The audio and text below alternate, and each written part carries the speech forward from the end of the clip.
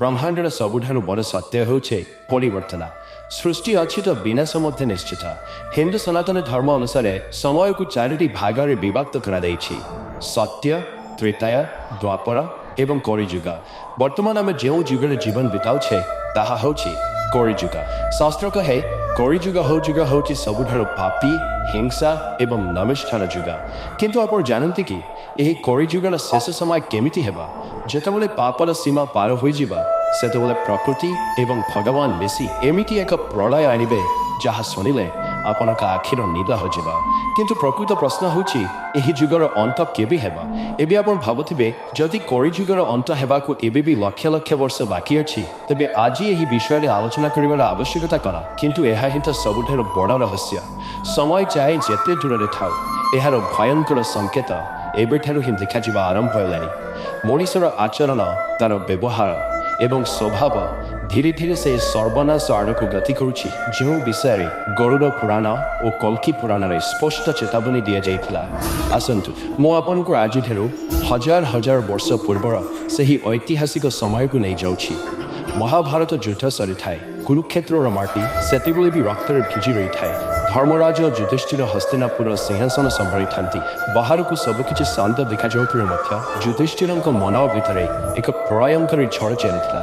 ସେ ଜାଣିଥିଲେ ଯେ ଦ୍ୱାପର ଯୁଗର ଅନ୍ତ ହୋଇସାରିଛି ଏବଂ ଏବେ କଳିଯୁଗ ପୃଥିବୀ ପୃଷ୍ଠରେ ପାଦ ପକାଇବାକୁ ଯାଉଛି। ଦିନେ ସେ ନିଜ ଭାଇମାନଙ୍କ ପାଖକୁ ଡାକି ଗମ୍ଭୀର ସ୍ୱରରେ କହିଲେ, ଭାଇମାନେ, ମୋତେ ଭୟ ଲାଗୁଛି ଯେ ଆସନ୍ତା ଯୁଗ କେମିତି ହେବ। କ'ଣ ଲୋକମାନେ ଧର୍ମ ଏବଂ ଅଧର୍ମ ମଧ୍ୟରେ ଫରକ ବୁଝିପାରିବେ, ନା ସମସ୍ତେ ମୋହ ଓ ଲୋଭର ଆୟାଜାଲରେ ଫସିଯିବେ?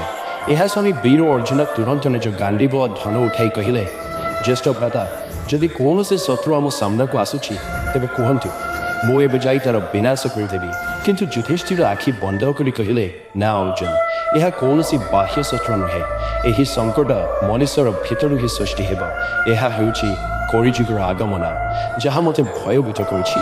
ଏହା ଶୁଣି ଭୀମ, ନକୁଳ ଓ ସହଦେବଙ୍କ ମନରେ ମଧ୍ୟ ବ୍ୟାକୁଳତା ବଢ଼ିଗଲା। ସେମାନେ ସ୍ଥିର କଲେ କି ଏହି ସମସ୍ୟାର ସମାଧାନ କେବଳ ଦ୍ୱାରକାଧୀଶ ଭଗବାନ ଶ୍ରୀକୃଷ୍ଣ ହିଁ ଦେଇପାରିବେ।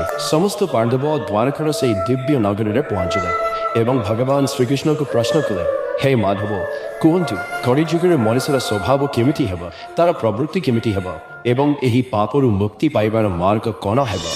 ଭଗବାନ ଶ୍ରୀକୃଷ୍ଣଙ୍କ ଓଠରେ ଏକ ରହସ୍ୟମୟ ସ୍ମିତହାସ୍ୟ ଖେଳିଗଲା। ସେ କହିଲେ, ଧର୍ମରାଜ, ଏହି ପ୍ରଶ୍ନର ଉତ୍ତର ସିଧାସଳଖ ଶବ୍ଦରେ ଦିଆଯାଇପାରିବ ନାହିଁ।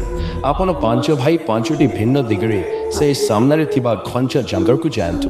ସେଠାରେ ଆପଣଙ୍କୁ ଯେଉଁ ଅଦ୍ଭୁତ ଦ୍ରୁତ ଦୃଶ୍ୟ ଦେଖାଯିବ, ତାହା ହିଁ ହେବ କଳିଯୁଗର ସଂକେତ।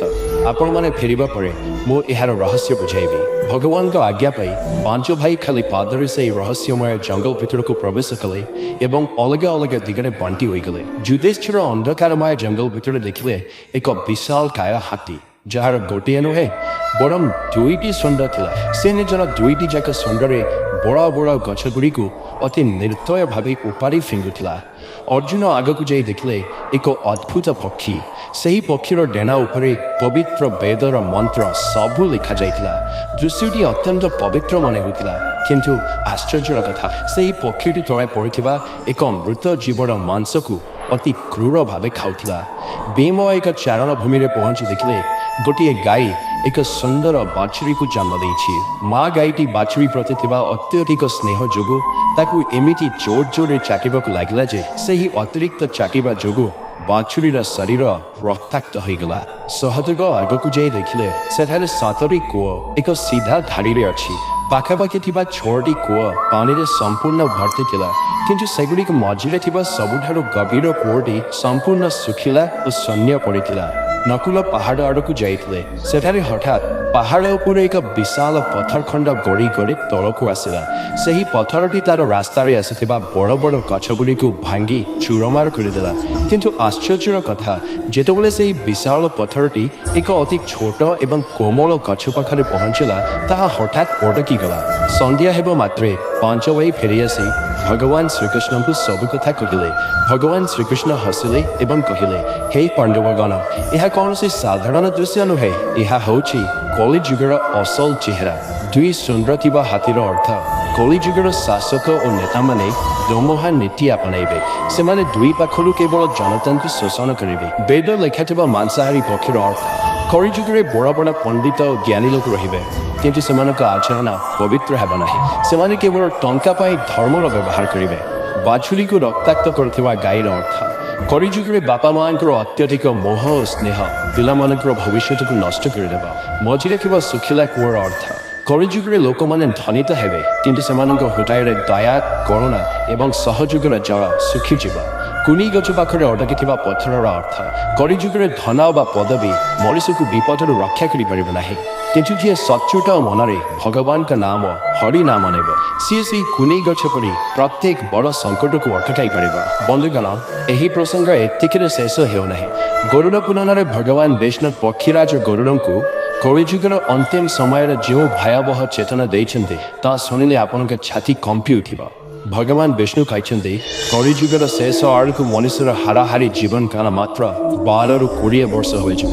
ମଣିଷର ଉଚ୍ଚତା ମାତ୍ର 3ରୁ 4 ଫୁଟ ହୋଇଯିବ। ଅତି ଅଳ୍ପ ବୟସରେ ମଣିଷ ଶାରୀରିକ ଓ ମାନସିକ ସ୍ତରରେ ଅତ୍ୟନ୍ତ ଦୁର୍ବଳ ହୋଇଯିବ। 5 ବର୍ଷର ଝିଅ ମା ବନିଯିବ ଏବଂ 10 ବର୍ଷ ବୟସରେ ମଣିଷ ବୃଦ୍ଧ ହୋଇ ମୃତ୍ୟୁବରଣ କରିବ।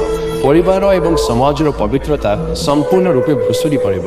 ନଦୀ ପାହାଡ଼ ଜଙ୍ଗଲ ସବୁକିଛି ନଷ୍ଟ ହୋଇଯିବ ଏବଂ ପୃଥିବୀରେ ଜଳର ଘୋର ଅଭାବ ଦେଖାଦେବ ଏବଂ ସବୁଠାରୁ ଭୟଙ୍କର ସଂକେତ ସେତେବେଳେ ପ୍ରକଟ ହେବ ଯେତେବେଳେ ଆକାଶରେ ଏକା ସଙ୍ଗେ 7ଟି ସୂର୍ଯ୍ୟଙ୍କର ଉଦୟ ହେବ। ଭଗବାନ ବିଷ୍ଣୁ ସ୍ୱୟଂ ସୂର୍ଯ୍ୟଙ୍କର ସେହି ଅଗ୍ନିମୟ କିରଣରେ ବିରାଜମାନ ହେବେ। ସେହି ପ୍ରଚଣ୍ଡ ଉତ୍ତାପରେ ପୃଥିବୀର ସମସ୍ତ ନଦୀ ସମୁଦ୍ର ଏବଂ ପୋଖରୀର ଜଳ ସମ୍ପୂର୍ଣ୍ଣ ଶୁଖିଯିବ। ଧରିତ୍ରୀର ପ୍ରତ୍ୟେକ ଜୀବ ବୃକ୍ଷଲତା ଏବଂ ପର୍ବ ସେହି ଅସହ୍ୟ ଗରମରେ ଜଳି ପୋଡ଼ି ଛାରଖାର ହୋଇଯିବେ। ଚାରିଆଡ଼େ କେବଳ ଉତ୍ତପ୍ତ ପାଉଁଶ ଏବଂ କଳା ଧୂଆଁର କୁଣ୍ଡଳି ହିଁ ବାକି ରହିବ। ଏହି ସର୍ବନାଶ ପରେ ସୃଷ୍ଟିକୁ ପୁଣି ଥରେ ଶାନ୍ତ କରିବା ପାଇଁ ଭଗବାନ ବିଷ୍ଣୁ ରୁଦ୍ର ରୂପ ଧାରଣ କରିବେ।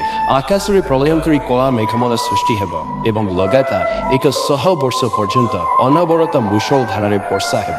ଆକାଶରୁ ବର୍ଷୁଥିବା ସେହି ପ୍ରତ୍ୟେକଟି ଜଳବିନ୍ଦୁ ବଜ୍ର ପରି କଠୋର ହେବ ଯାହା ସମଗ୍ର ପୃଥିବୀକୁ ଜଳମଗ୍ନ କରିଦେବ। ବଡ଼ ବଡ଼ ପର୍ବତ ସବୁ ସମୁଦ୍ର ଗର୍ଭରେ ବୁଡ଼ିଯିବେ ଏବଂ ଏହିପରି ଭାବେ କଳିଯୁଗର ଅନ୍ତ ସହିତ ସବୁକିଛି ପୁଣି ଥରେ ଶୂନ୍ୟରେ ବିଲୀନ ହୋଇଯିବ।